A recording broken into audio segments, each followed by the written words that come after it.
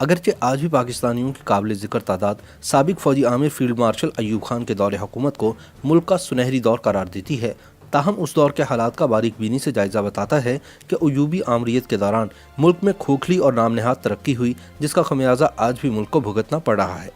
سابق military dictator general Ayub Khan کے مداحوں میں عام پاکستانی ہی نہیں بلکہ دنیا کی بااثر شخصیات بھی شامل تھیں۔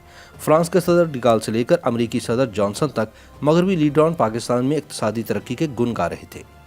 حتیٰ کہ اس دور کے عالمی بینک کے صدر رابرٹ میکنمارا نے بھی ایوب خان کے زیر اہتمام پاکستان کو دنیا میں ترقی کے حصول کی ایک سب سے بڑی کامیابی قرار دیا تھا۔ تاہم ماہرین نے جلد ہی اس نقطے کو ظاہر کیا کہ ڈگال، جانسن، میکنمارا اور دیگر نے صرف اقتصادی ترقی پر غور کیا اور دولت کی تقسیم کو نظر انداز کر دیا تھا، جس کے نتیجے میں بے چینی، اشتعال انگیزی پیدا ہوئی جو بالآخر مشرقی پاکستان کی علیحدگی کی وجہ بنی۔ یہ ہمارا معاشرتی المیہ ہے کہ سول اور فوجی ڈکٹیٹرز، فاشسٹ، نفرت پھیلانے والی مذہبی شخصیات اور قانون ہاتھ میں لینے والوں کے بھی لوگ عقیدت مند بن جاتے ہیں۔ فوجی ڈکٹیٹرز اس معاملے میں زیادہ خوش قسمت ہیں۔ وردی یا عام کپڑوں میں ملبوس جنرل ایوب خان کے حمایتیوں کی ایک بڑی فوج آج بھی اس سنہری دور کے گن گاتی ہے جب جنرل ایوب صاحب اقتدار تھے۔ وہ اس نام نہاد درخشاں دور کو یاد کرتے ہیں جب دودھ اور شہد کی نہریں بہتی تھیں اور جب اقتصادی ترقی جنوبی کوریا یا کسی اور ایشین ٹائیگر یا کیٹ کے برابر تھی۔ آج سے کچھ 6 عشرے قبل بطور طاقت پاکستان کے اقتدار پر قبضہ کرنے والے جنرل ایوب خان کے دور کے بارے میں عام سننے کو ملتا ہے کہ ان کے دور میں اقتصادی ترقی اور خوشحالی پیدا ہوئی اور دنیا میں پاکستان کی ساکھ میں اضافہ ہوا، مگر اس دور کے اقتصادی حقائق اتنے بہتر نہیں جتنا لوگ سمجھتے ہیں۔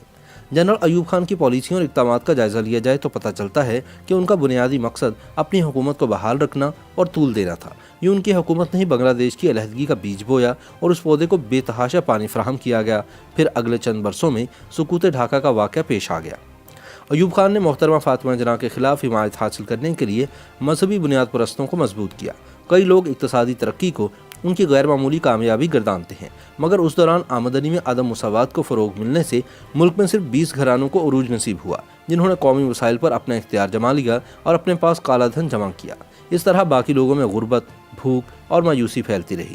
اقتدار سنبھالتے ہی جنرل ایوب خان نے عوام اور جمہوری عمل کو مایوس کیا۔ ان کے نزدیک عوام اس قدر ان پڑھ اور غریب تھی کہ ان کے ووٹ پر اعتماد نہیں کیا جا سکتا تھا، سو انہوں نے چند ہزار افراد پر مشتمل الیکٹوریٹ یا بنیادی جمہوریتوں کا سیٹ اپ تشکیل دیا، جس میں سے 95% نے جنرل ایوب خان کو اپنا سربراہ منتخب کر دیا۔ جنرل ایوب خان نے داخلی افراتفری کی صورتحال کا سیدھا ذمہ دار سیاستدانوں کو ٹھہرایا اور ان پر الزام عائد کیا کہ انہوں نے ذاتی مفادات کے لیے ملک کا سودا کیا۔ وہ مشرقی اور مغربی پاکستان کے بڑے سیاستدانوں کو جیل میں ڈالنا چاہتے تھے۔ ان کے بعد آنے والے فوجی عاملوں نے بھی اسی طرح سیاستدانوں کی توہین کی۔ ایوب خان کے دور اقتدار میں نام نہاد معاشی ترقی کی جڑیں غیر مساوی آمدنی میں پیوست تھیں، جو کہ کلیاتی معاشیات اور علاقوں اور لوگوں کے درمیان وقت کے ساتھ بدتر ہوتی گئی۔ اس کا نتیجہ یہ نکلا کہ نصف صنعتی دولت پنجاب میں چنیوٹیوں اور ہجرت کر کے آنے والے میمنوں، بوہریوں اور کھوجوں کے حصے میں آ گئی تھی۔ اسی اثنا میں جنرل ایوب خان نے بیرونی ماہرین کے لیے دروازے کھول دیے جو پاکستان کی معیشت سے لا علم تھے۔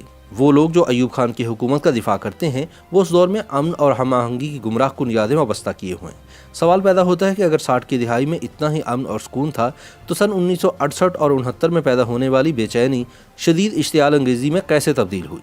دراصل وہ حقیقی اقتصادی ترقی نہیں تھی بلکہ چند افراد کے ہاتھوں میں بڑھتی ہوئی دولت اور طاقت کی بہتات تھی، جس نے محرومیوں کو جنم دیا اور یوں اشتعال انگیزی کو فروغ ملا۔